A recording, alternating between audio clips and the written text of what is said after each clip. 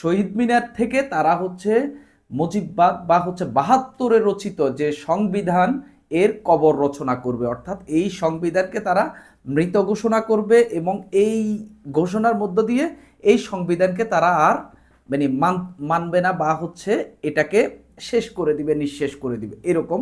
একই সঙ্গে আগামীর বাংলাদেশ বা হচ্ছে যেখান থেকে তারা আন্দোলনটা করেছে, অভ্যুত্থান বলেন বলেন বিপ্লব বলেন আন্দোলন বলেন, সেই বিপ্লবের বা সেই আন্দোলনের বা সেই অভ্যুত্থানের মানুষের কি আকাঙ্ক্ষা ছিল তার একটি রূপরেখা এবং আগামীর বাংলাদেশ কেমন দেখতে চেয়েছিল এর একটি ঘোষণা দেবে।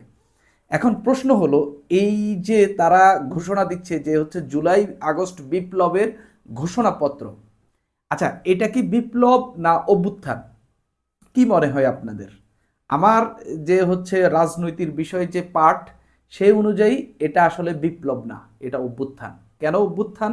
বিপ্লব হচ্ছে আপনি যেই বিষয়ে আন্দোলন করছেন সেই কাঠামো, যেই কাঠামোর উপর থেকে আপনি আন্দোলন করেছেন, আপনার বিপ্লব সফল হলে সেই কাঠামো ভেঙে চুরে যাবে, সেই কাঠামোর সব ধ্বংস হয়ে যাবে, সব শেষ হয়ে যাবে।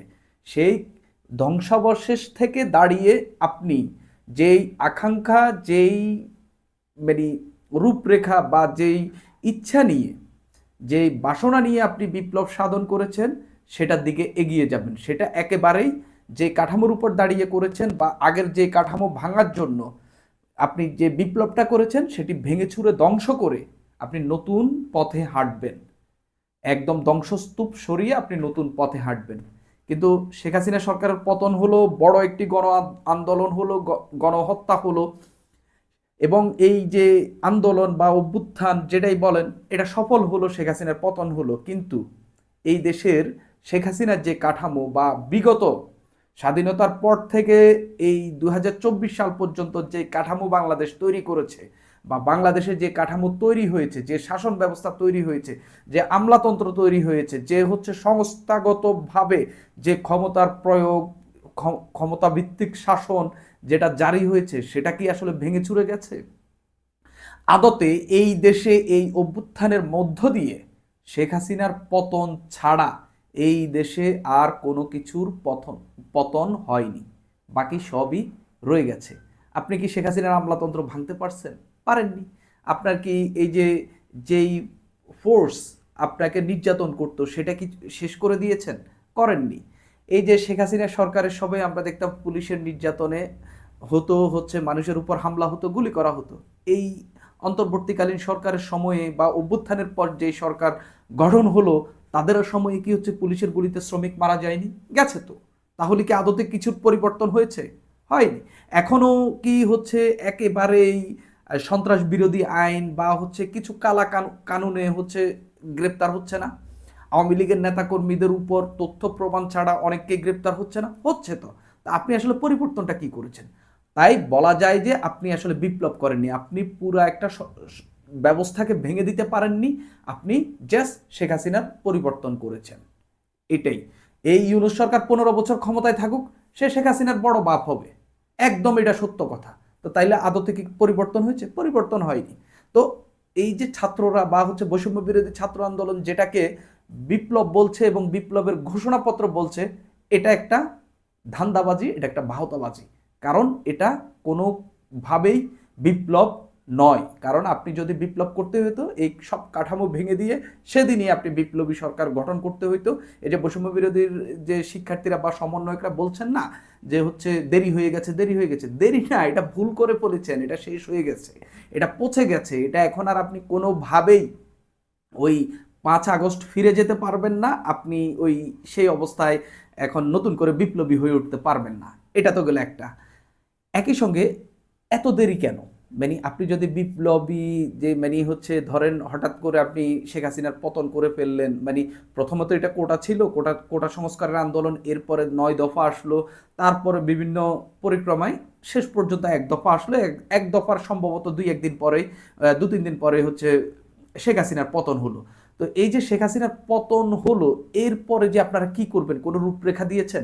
৫ আগস্ট থেকে ৮ আগস্ট পর্যন্ত দেশে কোনো সরকার ছিল না, ওই সময়ের মধ্যে কি আপনারা কোনো বিপ্লবী সরকার বা হচ্ছে এই যে একটা বিপ্লব করেছেন, এটার ঘোষণাপত্র কি আপনারা ওই সময় রেডি করতে পারতেন না?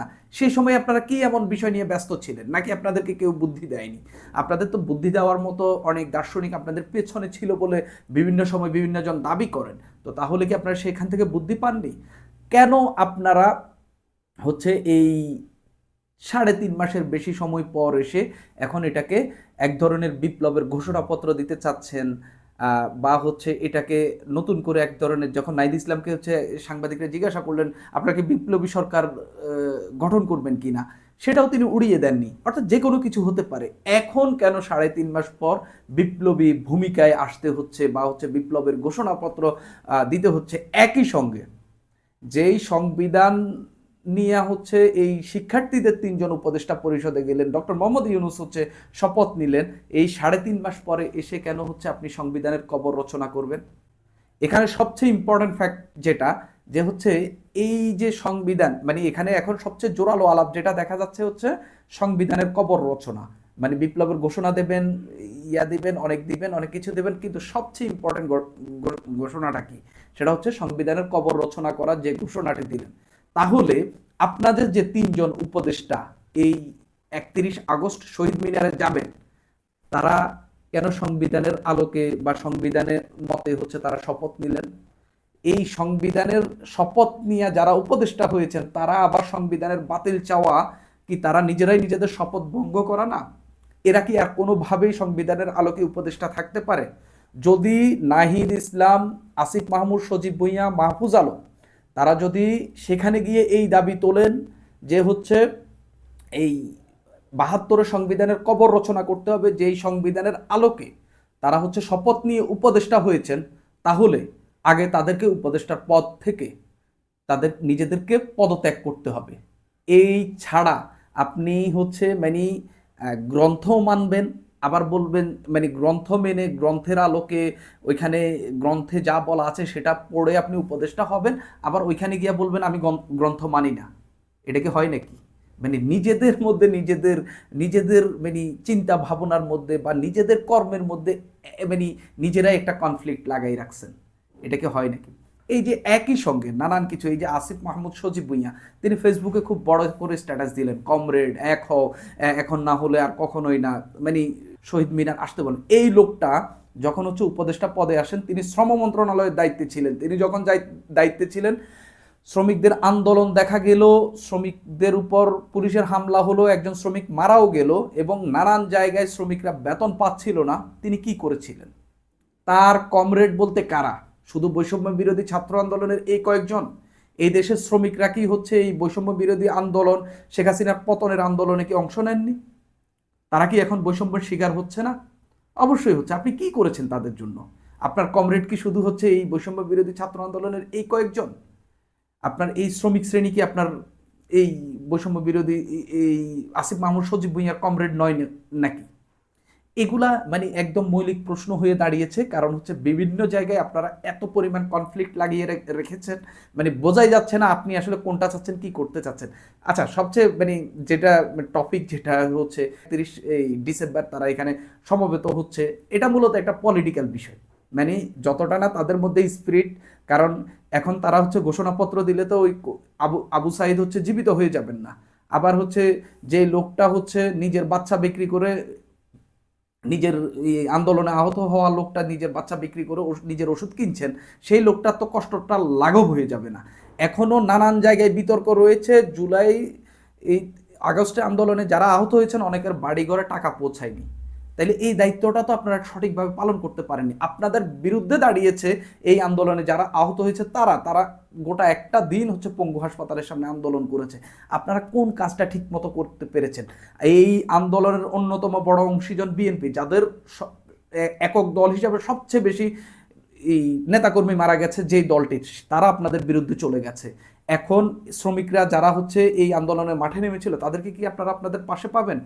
যেই ছাত্ররা আপামর, যেসব দেশের সব কলেজ, বিশ্ববিদ্যালয়, স্কুল, মাদ্রাসার, বেসরকারি বিশ্ববিদ্যালয়ে যারা হচ্ছে আন্দোলনে নেমেছে, তাদের সবাইকে আপনারা এখন কাছে পাবেন? পাবেন না তো, আপনারাও আপনাদের মূল জায়গা থেকে সরে গেছেন।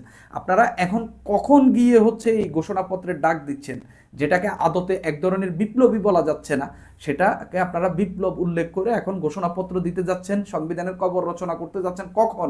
যখন আপনারা একটা দল আনতে চাচ্ছেন। কমপ্লিটলি এটা একটা রাজনীতি এবং আপনাদের দল গঠনের এবং হচ্ছে একটা প্রক্রিয়া ছাড়া আর কিছুই না। একই সঙ্গে আপনারা এই বিপ্লবের স্পিরিট দিয়ে কিছু মানুষ টানতে চাচ্ছেন, যাতে যে হচ্ছে যারা আপনাদের ওইখানে আসবে না তাদেরকে বলবেন যে এক গোষ্ঠীকে বলবেন যে ফ্যাসিবাদ, এক গোষ্ঠীকে বলবেন যে নয়া বাংলাদেশ চায় না, ক্ষমতা চাই শুধু, যেমন বিএনপিকে আর হচ্ছে আওয়ামী লীগকে ফ্যাসিবাদ বলে দুই গ্রুপকে আলাদা করবেন, আর আপনাদেরকে বিপ্লবের স্পিরিটওয়ালা লোক বলে এবং বিপ্লবের স্পিরিটের ধারক বাহক বলে আপনারা হচ্ছে ঠিক শেখ হাসিনা যেরকম মুক্তিযুদ্ধের চেতনাধারী বলে নিজেকে বারবার প্রমাণ করতে চেয়েছে, শুধু সেই কথা বলে সমাজে দেশে একটা বিভাজন তৈরি করেছে, আপনারাও ঠিক সেই একই বিভাজনের পথে হেঁটে হেঁটে যাচ্ছেন।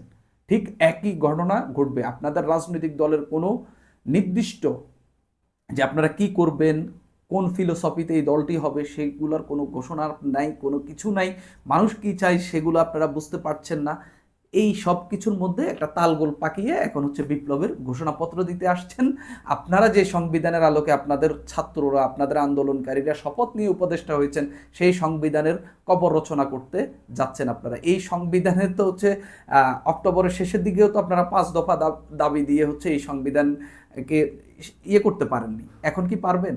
আপনারা তো 5 দফা দাবি যখন দিয়েছিলেন তখন তো বলেছিলেন যে হচ্ছে আমরা 72 সংবিধানের বাতিল চাই। কই বাতিল হয়েছে নাকি? এখন ঘোষণাপত্রে দিয়ে এখানে কবর রচনা করতে পারবেন? শহীদ মিনারের সংবিধানের জানাজা পড়ে আসবেন? পারবেন না, এবারও হবে না। আপনাদেরকে দিয়ে আসলে আর কোনো কিছু হবে না, কারণ এই আন্দোলন শেখ হাসিনার পতন আপনাদের একার না। এটা দেশে একটা এই প্রেক্ষাপট তৈরি ছিল, জাস্ট ওই জায়গাতে আপনারাও মাঠে নামছেন, ক্লিক করে গেছে। বাকি পেছনে কে ছিল, কে কোথায় কি করেছে, এটা দেশের মানুষ জানে। যেই দেশের মানুষ নিজেদের জীবন বাজি রেখেছে তারাই এখন আপনাদের থেকে অনেকটা মাইনাস হয়ে গেছে। এর দায় আপনাদেরই। সুপ্রিয় দর্শক, আজ এই পর্যন্তই।